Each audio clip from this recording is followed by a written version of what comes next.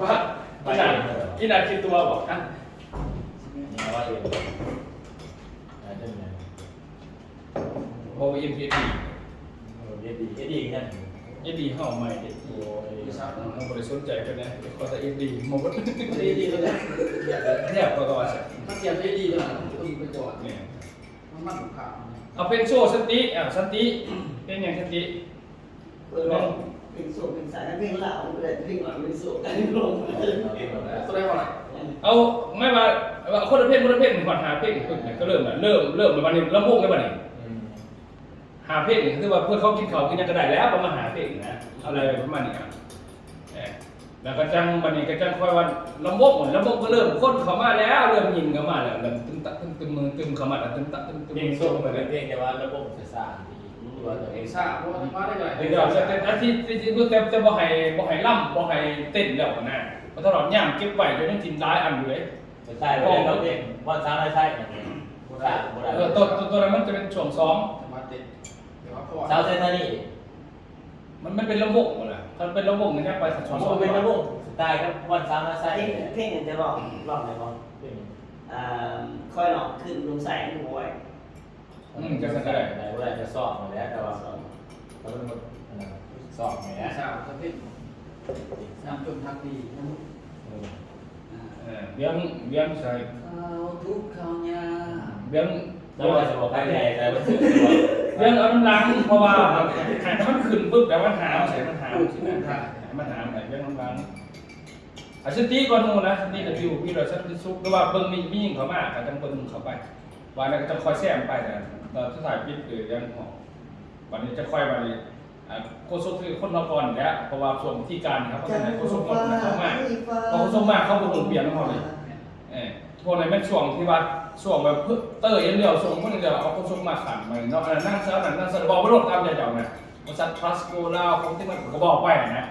แต่ถ้ามีในช่วงที่การนี่เป็นปัญหาคนละก่อน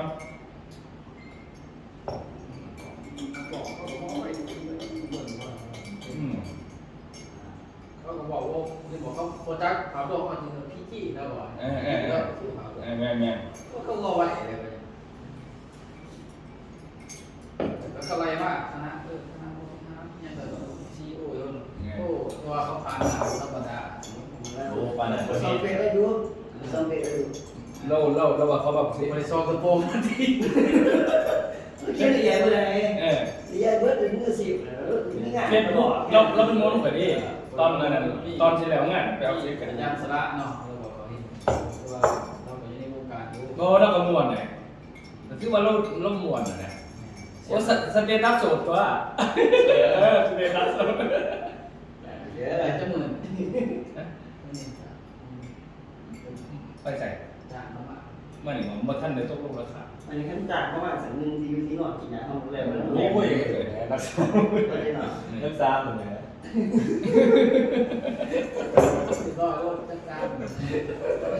ที่นอกกินยา เหลื เล อยแต่ที่นอนเท่าบริการนี่ก็ รักษา แล้วก็ค่ากินค่ายาค่าร้านต่างๆไม่ได้แต่เจ้า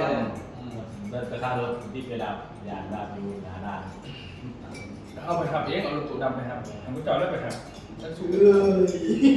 ซื้อไม่ได้แล้วสู้กันตีครับยิ่งกว่ากันเลย มันก็เป็นที่ยากงานมากนะเดี๋ยวดูเรา ผมเลยว่าเดียวเลย เบิ่งก่อนว่ามันสิตรงมันพอว่าทางนั้นทางให้ตลอดมาหรอกนี่แล้วสปอร์ต30เนี่ยสรุปเลยมันต้องได้แจ้งเขาเลย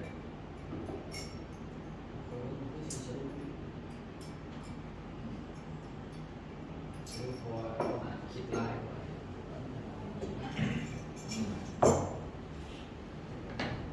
คิดเนาะไหลโอเคมีสองเป็นการนี้ ที่สั่งเหลือนั่น ผู้ที่1เนี่ยสันติเนาะ ไม่สิเคยมีวงการเครือข่ายจ้างเขาหลอกไทยเขาหลอกวิลาอันนี้เคยบอกอันนี้อะไรมันอะไรก็ดีมีแต่อันน่ะส่วนใหญ่แล้วมีแต่เขาไปอินเตอร์เทนกันเอง คนละเพลงเพลงมือสอง เป็น1ก่อนสันติก็ต้องไม่เลือดใสสันติสุขแล้วกันนั้น แล้วก็นักของยิ่งเกณฑ์นักของยิ่งคนละเปลี่ยนก่อน อาจารย์ทางนั้นเดี๋ยวก็วนบอก ต้องมาสอบก่อนเพราะว่านั่นที่บอร์ดมันเคยเก่ง ที่บอร์ดนี่ก็ต้องลองที่ซ้อมมหาเพราะเขาลองได้ สาวมหาเนาะนี่คอยเขียนไว้เบิดเลยนี่เพราะว่าเขาต้องสอบแบบนี้เลยวิวทำสันติสุขเป็นไงตัวนี้คล้ายๆกับว่านักห้องที่จะหลีกงานนี่นะทั้งหมดนี่นี่ชิ้นเขาเหมือนกัน เส้น จ้ะ ตัวสิโดนี่ ก็ได้ถ้าหน้าต่างกัน คณะตั้งยันจะล สา อ ว ง มหาเบิ่งแต่ว่าเด้อ หน้าตา มันต่อกันไหนดิสันติหน่อยดีกว่า ในคน โดยคนสอบเป็นไปยังไงก็ เรีย ใช่ วเจ้า ต้นเบียร์มันจะเนาะบ่แม่นอันนั้นท่านทางการนี่แม่นสันติสุขมันก็ต้องให้เป็นเพลงจังหวะให้มันขึ้นไปนำกันคันมันขึ้นให้มันขึ้นบ่ให้มันขึ้นนรกไงให้มันขึ้นไปสิได้บ่เป็นหยังคันขึ้นนรกก็สิดนตรีเขาเฮ็ดนำบ่ได้คีย์บอร์ดเด้มันบ่มีกลองคันว่ากลองสุดนี่แม่นมันกลองสุดนี่แม่นนี่แต่คันว่านั่นคีย์บอร์ดมันบ่ได้ มันดูที่ตัวเขามันก็เป็นหมวดดี แม่นก็คือถ้ามันขึ้นเท่ากันมันขึ้นด้วยสินี่เขาเฮ็ดได้นะซ้อมมหาที่ว่าเราหมกเลยเนาะ มันศึกษา บ่ก็ถนอมแต่แล้วแต่เฮาสิฮ้อมักลงวงก็ได้มักธรรมดาก็ได้แล้วแต่เฮาสิฮ้อมันได้อยู่แต่ว่าต้นฉบับมันบ่แม่นของผม ในเพลงนี่คนก็ได้นะในเพลงสาวชายท่านี้เป็นเพลงสาได้ จักน้ำเจ้าได้จักแต่ว่าตัวนี้จะว่าท่านทางการก่อนนี่จะส่ง2ก็ทำให้ส่งต้องเจ้าอ่ะ จนมักดียำมีหงเนี่ย เนาะ เวลาเขาหลอกเราหลอกเราส่วนใหญ่พวกงานนี่หัวฟังงานเขาแม่นย่ำเขามีเบียดมีงานเขาเห็นตัวเขาโคตร แง่เดี๋ยวถามมีผมมีเป็นไงสันติถึงก่อนโม3มหานี่โตตัวนี้หมายว่าเขาเขียนนี่หมายว่าสอบซัก4นี่ต้องเอาตามนี่ล่ะติไม่ว่าเขาสิลงล็อกให้มันเหลือซัก4นี้ซัก4นี่สันติต้องให้เรียกว่าตัวนี้นะสอบตัวนี้แหละเอาเลยยัดก็คือ นี่แหละคืออันนั้นนี่ก็ได้อยู่จังหวะได้อยู่ วันนี้เรียกว่าไม่เลยลองไปไลฟ์เสื้อเรา ที่เราแกตะไหลตอนหน้าแล้วก็ภาษณีไม่ไหว บัดนี้ช่วง2นี่ช่วง2มันก็สิเป็นเพราะว่าแล้วแต่ภาษามหาเนี่ยเอาจังหวะระวงก็ได้เพราะเป็นหยังเพราะว่าปัญหาที่นี่ในระหว่างบ่แม่นสติขึ้นตำนี้แล้วก็บิวขึ้นมาเจ้าสิฐานะต่างกันตัวของเรื่องก็เป็นยังไงเป็นระวงก็ได้มันจะว่าระวงก็ยังไงแม่นบ่ได้อยู่ จริงมันเสียพริกมันก็ต้องเป็นขั้นตอนเด็กเพราะว่าเขากินข้าว นี่เขาแม่นบ่ มันก็ ต้องเป็นส่งซ้อมเนาะ มันต้องหลังจากส่งโซ่เบิร์ดทุกคนเนี่ย ส่งโซ่แล้วต่อมาเป็นเพลงลำวงได้บ่นี่เนาะส่งซ้อมเป็นเพลงลำวงบ่นี่ เป็นลำวงมันต้องมาเลิกจริง แม่น ๆมันต้องเลิกเกย์เกย์มาตัวสามพวกเขาขี่กันไม่นานเลยว่าจะแม่จะมีสันติแล้วเป็นภาพมันมีแต่ตาไว้แล้วเราจะเป็นภาพ คอยจะขึ้นช่วง3เนี่ยต้องมีคนต่อจากไปทำไมคือพอช่วงเพลงอันนี้เพลงนอนนานไหนบ่จบก็ได้ปึ๊บนี่เวียงตกต่อข่อยว่านั่นเห็นใจคนมีเมียต่อกันเลยพอมาคือล่ำแล้วก็เต้ยแล้วก็ต่อเห็นใจคนมีเมียแล้วก็มีคนต่ออีกเพลงตัวนึงน่ะสติบอกอันนั้นสิเป็นไม่ห่างบ่หรือก็แล้วแต่น่ะมันต่อแบบนั้นเพราะว่ามันเริ่มเต้นไปเลยในสถานการณ์ให้มันต่อ3เลยน่ะอันนี้คอยสิขึ้นทง3ผมอยู่ในช่วงนึงเพลงนั้นผมอยู่อีกสติก่อนน่ะสติ3มหาของเจ้าผู้ที่2เพลงหยังจะชอบ เพลงอะไรหน้าฟ้าคนจ จั ง งหวะเขาถามเจ้าได้นักฝากคนจนนี่แม่นักฝากคนจนนี่จะต้องขึ้นใช้คีย์บอร์ดเขาได้สอบก็จะหรอขึ้น ได้สอบ เลยเนาะบอกให้มันหยาบขนาดนั้นนะ จริงๆแล้วเนี่ยผมมันหลายมันหลาย คนจนอ่ะ เขาข้ออะไรเบิร์ดนะ ไม่ว่าเด้อสาวมหานี่เป็นก่อนต่อมานี่อันนั้นนักฝากคนจนแล้วก็ฐานะต่างกันฐานะต่างกันมันสิมีแต่ของยิ่งกันอยู่ไปเอาบางทีตอนจังไปจักรวาลไปนะไอ้มีน้องนี่เป็นเขามากนะครับที่สุริยันจะเป็นคนต่างๆอย่างนี้แต่ทีนี้ยังไม่ตกสิ ผมเกิดส่วนมือเนาะ หัวไอ้โซ่เอาไงนะ คือน้องตั้งถึงเข้ามาแล้วบอกหรือว่าสู้ นั่นแหละ เสียหลวงก่อนนะว่าหลังจากนั้นว่า แม่บัดนี้ก็ปั๊บนี่ต่อมานี่อาจารย์นั่นบ่เขียนไว้มันหาเด็กนะคืออาจารย์นั่นไปสอบเด้แล้วก็สิมีของเรานะ ว่าเจอหลอกมากมันนี่เล่นคอร์ดมากอีก แม่ประมาณนั้นแหละ น้ำมันอยู่แล้ว ก็เลยเขียนอาจารย์ท่านนั้นนี่ท่านนั้นในขันตัวนี้ลักษณะตัวนี้มันชิ้นเดียวถึงว่าโซ่ชิ้นของตัวนี้นั่นเองทำไม่ได้หาเพศอาจารย์ท่านนั้นแล้วก็หอมเพศของเราที่เราถนัดที่สุดตัวใดนะได้อยู่หรอแล้วปุ๊บแล้วก็ต้องมาต่อเลยย่างเป็นทักดีย่างมีหงเงี้ยจบปุ๊บแล้วก็จบเลยโคชกกับลินต่อนี่เห็นต่อแล้วต่อมาเป็นระบบมันระบบเขาก็เลยเต้นแล้วบ้านนี่เริ่มเต้นเป็นระบบไปแล้ว2-3เพลงมันนี่ ว่าต้องเขาเรียนหนึ่งสิต้องว่าสิเด็กเนาะเวลานักร้องไปของห้าคนให้กันไปร้องไม่ก็ได้ร้องไม่ได้ร้องไม่ได้เลยเป็นอะไรคงไม้มันได้สามมันได้สามไม้แล้วเรา18เลือกอยู่หันเนี่ยเจียมนะพวกอะไรหน่อย อะไรนะผู้ด่า ผมพี่ผู้ผลิตตัวนี้ พวกอะไรหรือเราหมายว่าต้องให้เขาเคียมไว้ อย่าผู้ด่าจริงง่ายผู้เรียนนะผู้เรียนจะไม่ได้แต่งบทอยู่เขาอันนี้สีบอลสีหน้า พวกมาได้ สีบทเต้นบอลสีหน้าให้ผลิตเนี่ยซุ่มนี่นะ เพราะอันนั้นเดี๋ยวสีเฮ็ดแบบนี้สีเฮ็ดพวกมาไล่มากคือไปแล้วเอามาขายอันนึง1,000 2,000ก็ได้เลยไม่ว่าเขาซื้อน้ำเฮาแล้วก็ไปทำปุ๊บแล้วท่านนี่เอาไปอันนั้นจดไว้ในจักอันนั้นปุ๊บแล้วก็มาวางไว้รัวแล้วปุ๊บมาเบิ่งมึงบ่แต่บ่แพงนี่เฮ้ยบ่แพงนี่ 1,000ก็ได้ แต่ยันคือ1,000 5,000ได้นั่นคือเขาเฮ็ดดินในชื่อนี่นาใช่ป่ะแต่มันตรงนี้อย่าไปหามานี่เขาเขียนไว้เนี่ยหาพวกอะไรลงใหม่แล้วก็มันก็ว่าเขามีแต่เขาไปหมอกแต่ว่าเขาจะซื้ออยู่นี่ขั้นนั้นประมาณตัวเขาขายน่ะมันเป็นที่มีตัวขายมีไฟขายไว้ประมาณ ถ้าเราพี่เราใส่เสียวบรรยากาศนะที่มาล่าไม่สิเปิ้ลแปดเปิ้ลโคตรดีเลยอารมณ์มันคืออารมณ์มันบกเกิดเนาะ คงมาไล่ถ้าแปลกไม่รอด มันแม่เนี่ย มันงานเนี่ยเป็นพุ่งเลยทำไม การพงอีกเลยโอ้ยมันเกิด เอ้าไอ้ยังว่าเขาจะให้ชีวิตเขาเป็นจะได้ออกแบบเรื่อยๆตอนนี้มันได้บรรยากาศเลยลูกสาวก็มีคนเชียร์ก็มีคนเบิ่งคนเต้นก็มีเอาเฉลยแต่ว่า โอ้ย โอเควันนี้จังหวะต่อมาแต่มันต่อมาโค้ชก็คือแบบมันเริ่มลำบกแม่บ้านเริ่มลำบกเริ่ม เขา ซื้อลำบกแม่บ้านนี่พวกมันซื้อแม่บ้านนี่3 เพลงส่งไป3 เพลงส่งไป3 เพลง เปลี่ยนได้ไง ก็ฝึกนะ เปลี่ยนกันบ้าง เด็กหนึ่งมันบอกให้ผมบอกการสื่อสารที่ผมจะหมอ เราเองขนาดต่างกัน ลำบกส่งหนึ่งเจ้าก้อนโมงยังก่อนลำบกส่งหนึ่ง จริงๆว่า เรา เรา ใส่ ว่าจะใส่เนาะ ใส่ เคลื่อนว่ามันยังเป็นอันนั้นนะเคลื่อนว่าช่วงซ้อมนี่มันจะเป็นแบบว่าลำบกเดิมเต้นแต่ว่ามันยังมีชิ้นหอมอยู่ดี เปิดลอง วันเสาร์ต่อเวียงแล้ววันนี้อันนั้นไปต่อตัวไหนเป็นเอา แรกนอก ไม่ได้ไปหรอไปหรอ ไปของคนวนเนาะ มือแรก ฟังเลยเด็กมือเล่นเนาะพ่อกันมืออื่น 3เอาไพ่ไปนี่ พยายามจะตื่นตกลงมือเล่นมันไปไหนมาถ้าใช้ที่ชุบ สติสุกอ่ะ มาจันทร์ตีก่อนผม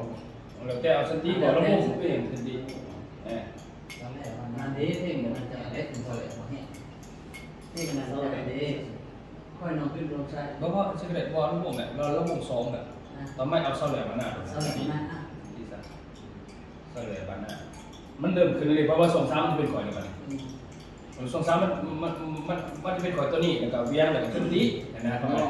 ใช่มา เพราะนั่นของไทยมันต้องบอกถึงว่าคนนี้มันหลิมบ่ได้ โอเคเนาะ นี่คือปัญหาแสดงว่ามันต้องแบนส่วงให้เขาเฉพาะเลยเอาหลิมก่อน ฉะนั้นต้องว่างมุ่งไว้ แมน เขาจ้างมาไม่ต้องจ้างมัน คื คือไงเวลา แมน เอาสมุกสุดท้ายมันยาว ก็มาคืออันนี้ มันยาวได้ถือว่า เขาให้โซ่เขาได้ของมันเขาอยาก เอาเต็มที่เลยได้ทั้งหมด อะไรมันเป็นสถานะมันมะม่วงเขาหมอนเขาหลุดนะเขาก็มาเป็นนาที่ภาพโมเต็นอย่างเดียวแล้วก็ภาพโมเต็นในภาพเขาหมอนนะเขานะ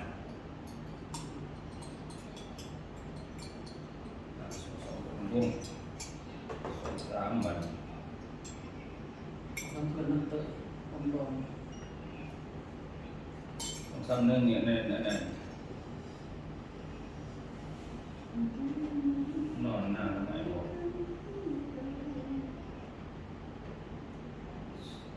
2แล้วก็อันนั้นนั่นไม่พอแล้วก็ยังก็เห็นใจคุณมีเมียสวยใจกว่า ต้องเห็นผมกันเลย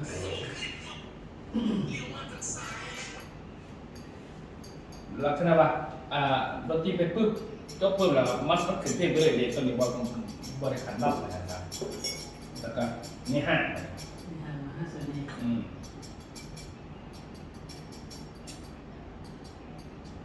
นี่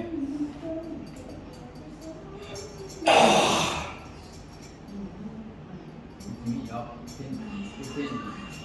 ไว้เอาพวกเลยต้องจำได้ สันติสุขก็ไปส่งโตส่ง1 2 3ส่ง4แบบส่ง4ให้พวกเขาจัดขึ้นนิ่งขึ้นนะนี่ขึ้นไวมาก สาวแม่ห้างแก่หน้าตานั่งดีเป็นสามีปล่อยฟ้าทางไปที่คือจะหมวดดนตรีครับ ทำซ้ำหรอป้าร้องไว้ให้ตาม ตะกี้ก็มีความแก่ สื่อที่ สาวแม่ห้างแก่ สาวไม่ห้ามแก ตะกี้เพชรมันมีวันที่ปีไหน ที่มีวันตัวคล้ายกับตุกนะ โอ้ยน้ำตาควายไปห้องแขก มันมีรถไทยเหรอ ทำเสียงมวนไม่ได้เลย ควายเคียงคู่คนมาเนี่ยกับสาวนาบานปากคาดอน ไม่รู้ตัวหาเนี่ย คนเลี้ยงควายเอาแต่ว่าคาราโอเกะบ่มีได้แต่ว่า เขา คน มี ไหน เขามี คนเลี้ยงควายเอาไว้อาศัยไถนามาก่อนนะ เขาบอกลูก นี่ นี่ นะ นะ เป็นประกวดของหมอทัน สาวซีเป็นกัน สาวสีเวียงจันท อ่า ร์ สมัยตะกี้ ไอ้ไปบางกอกไป3 วันกับบางกอกบ่บอกลาวนะ จำได้ไหมจ๊ะ แต่มันมีในคาราโอเกะ สาวันต้องดื่มถั่วดื่มทินมาแล้วกัน อย่าบ้าอย่าเสพติด ใส่โค้งหมอนใส่มึงโค้งกันดีหมอนเป็น ตะกี้แต่เบิ้นประแต่เบิ้นแย่งเนี่ยเรื่องแต่งนี้ของหลานตะกี้ ปิ้งกง ห ลา ลานหลาน หมอน มันเอง นี่ไหนได้ยุ่งเนี่ยหรอ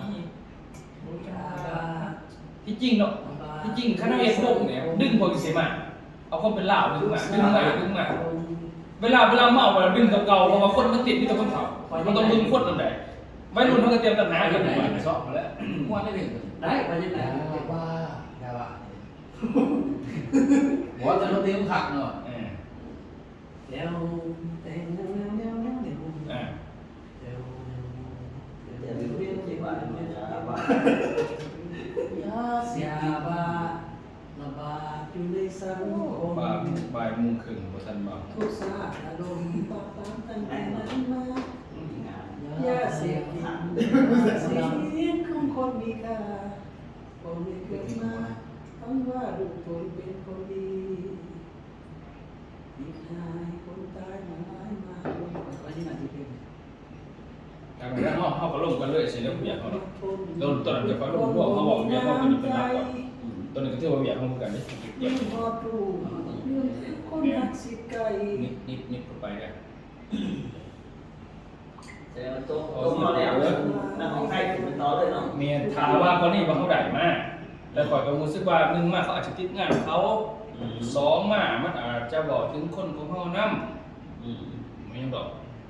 มันบอกถึงตัวนั้นอย่างนะข่อยคิดซื่อๆดอกว่าแต่ว่าข่อยว่ามันอาจจะเป็นผ่านที่ข่อยว่า คือบอกนะไหนมากเป็น แม่เขาเตรียมไว้โลดแต่ว่าถ้าว่าเขาไม่เตรียมงานเขาเต็มที่อยู่แล้วแต่ว่า บริเสียหายเป็นงาน ขออย่างแต่มันบอกถึงว่าเช่นเนี่ยทุกขี่มาตอนนั้นซื่อนะเข้าใจป่ะเพราะมันเคยเป็นใช่ไหมเหมือนนะมันจะเป็นเป็นไปดอกหมายถึงว่าส่วนมากเป็นสันนะ นี่ฮะ มันกับโมเมนต์หน่อยก็เสียได้เก่าสุดเก่าทุกเก่าแล้วมันจะเป็นสันนะเรียกว่าตอนนั้นก็บอกมันคือเลยไปเนาะมันตอนตื่นมามันคือว่าเป็นเปียกแล้วมันเป็นสันนะ แต่ แต่ว่าให้เป็นประสานกระดิ่งดีบอกภาษาเลยนะไอ้อย่างนี้คงพอรู้ว่ามันจะเป็นยังไงวันนี้เนาะส่งตัวหนึ่งเพลงโชว์สจีสามมหาแล้วก็ต้องไม่นั่งฝากคนจนสันติสุขฐานะต่างกันแล้วก็มียิ่งถามว่ามีเป็นมียิ่งคนนึงอันนั้นเขาจ้างบ่เลยแต่ก็จะเท่านั้นแล้วก็เป็นเสียงสุดท้ายหลังจากโคศกกับมันจะเท่านั้นได้จะเป็นอะไรโคศกกับแล้วก็จะบอกไปก็เล่าไปในการไปก่อนนะยังมันจะว่าโคศกในดวงตีบอกว่าพวกนี้รอถึงพุ่งทานดีเป็นหนึ่งต่อมากับมันขึ้นต่อแล้วก็เพียงวงมาดิกับบอลซาวนาไซของเสียงต่อมาคนแรกเนาะเริ่มติดแล้วดิต่อมาสติสาวแหลมบรรณาเริ่มขึ้นแล้วบ้านี่เริ่มขึ้นแบบโอ้ยเด็กต่อนะเด็กต่อพักก่อนนะมาพักก่อนพักก่อนต่อมาบ้านี่คนต่อคนนอนหน้ามาหายบ่ต่อมาเราไม่พิเพิกมึงเงาต่อมามันไม่ห่างงานมันจบงานมันบ่คาดมาเลยบอกโอ้ยกันละขาดอย่างนี้นั่นแหละจังหวะมันต่อมาได้คัดมันขันระวังตัวนี้นี่เข้ากับสิงห์โคศกวงตีเลยเนาะนี่จะว่าไม่ได้นี่ตอนนี้เป็นโคศกวงตีนี่ครับโคศกวงตีเมื่อโคศกวงตีมาปุ๊บแล้วเอาละของเขาก่อนแบบนี้เนาะไอ้ละของเราเอาสิ้นเขาก่อนปล่อยเขาก่อน3 เพลงเลยเนาะมันต้องแบนกันสิให้เขาก่อนนี่ หายเขาว่ามันคือหลอกเลยว่า เป็นไปได้สูงดีวะ หายเขาเลย ไปได้สูงเดี๋ยวมาคันมันพวกพ่อในเรื่องพวกพ่อที่เชลซีเนี่ยมันกระหารอินดอร์กว่าจังหวัดนะเพราะมันอยู่ในหอเดียวมันกระหารน่ะถ้าไปดูซื้อมาเขาก็กระหารแล้วเลยนะจังหวัดต่อมาวันนี้3 เพลงตัวนี้ให้นักของวงตีเขาไหนบ้างนักของวงตี รู้สึกจันบานนักแต่เราดีเลยตัวเก่งนู้น ไว้ยีน หายเขาได้ว่า ตามตื้ม ของวงตีนักของวงตี อยากเป็นของเงิน10 คน นี่เห็นพวกเราก็จะมีส่วนเจิมน้ำของเพ่งบริษัทไหนเรา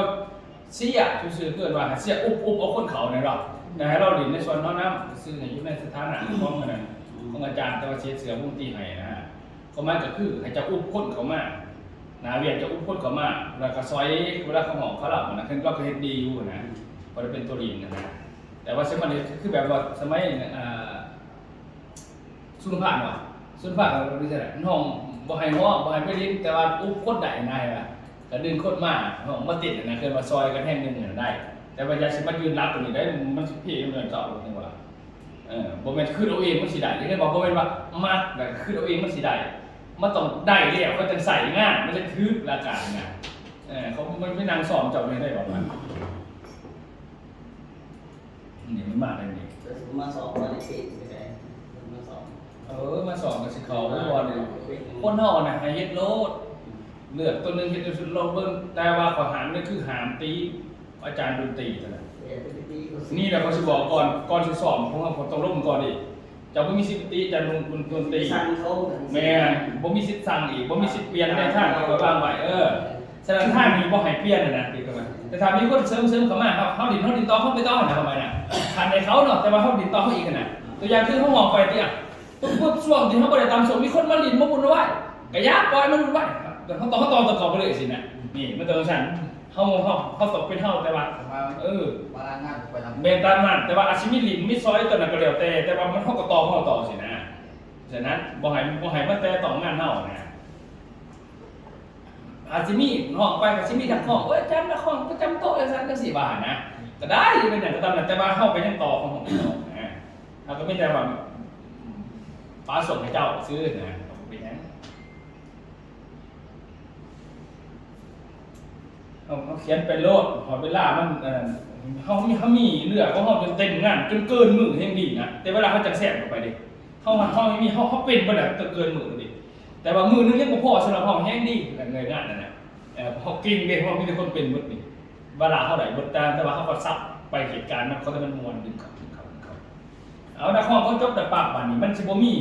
ซ่าได้บ้านนี้มันสิซ่าเมื่อไหร่ได้บ้านนี้เราเอาที่จบไปต่อไปเป็นปัสสรุปนี่มันต้องสั่นไม่หมดใช่ป่ะมันต้องตัวเดียววัดสรุปได้ป่ะนี่มันตัวนี้วัดสรุปได้ป่ะนี่ส่งวัดสรุปนั่นเองส่งวัดสรุปเป็นยังคือเสร็จส่งวัดสรุปให้เข้าใจว่าคนเน่าโมเมนต์ว่าไพ่สิอยากเขาเต็มเบิดเขาอายแต่ครั้งนี้วัดสรุปมันสิบ่อายพอเขาดึงกันมาบอกเขาเป็นเห็นไหม อันนี้เป็นเราช่วงก็ท่านมองเฮี้ยงไงนะเอาจังหวะนี้ก่อนมาต่อหนาจะคอยเอาพัสลบสมิธกะก็งามหนอกของหน้ามันเด่นสันติสุขส่งนี่ได้จับก็งามหนอกของหน้าสันติสุขนั่นปลาเขาใหญ่จับสอบได้จับให้มันได้เลยเป็นเสียง น้องให้แก่นั้นคือเรา พวกไทยก่อนเขายังมีสวน ที่บอกผมเช่นในห้องก่อนตอนนี้เป็นช่วงเขาคือตอนนี้เขาเช่นเป็นห้องก่อนที่ท่านบอกไทยเข้ามาไม่แต่ว่าเขามาเขาจะคอยแทรกเขาอะไร ได้ว่าคำว่าช่วงมันที่จริงมันคือข่าวว่าไทยบ้านอะไรครับไทยก่อนแล้วก็ช่วงกลางของไทยเขาปัจจุ ตัว บัน นี้เนาะจะแทรกเข้าไปเนาะได้มีแต่ตัวนี้เขาเห็นไปช่วงว่าผมมีไทยมากหน่อยนะสองในนั้นนั้นมันเนี่ยยังก็สาวชิ้นความตัวนี้เขาเองตัวนี้สาวชิ้นความนะ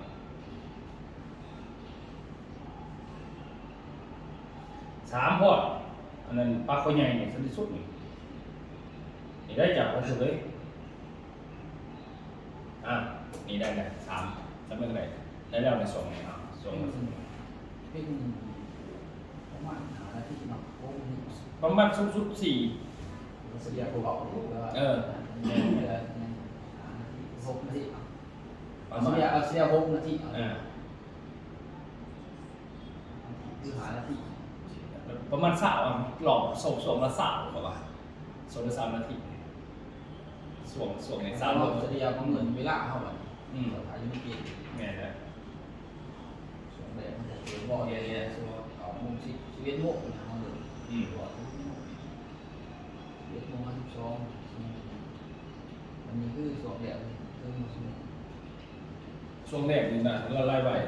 4 นาที4หา3 นาที3 นาทีตัวนี้ได้ไป15 นาที15อะไรไปได้ไป15เพื่อคนบอกนี่ครับ3 นาทีตัวนี้15 นาทีก็คนบอกตัวนี้แค่15 นาที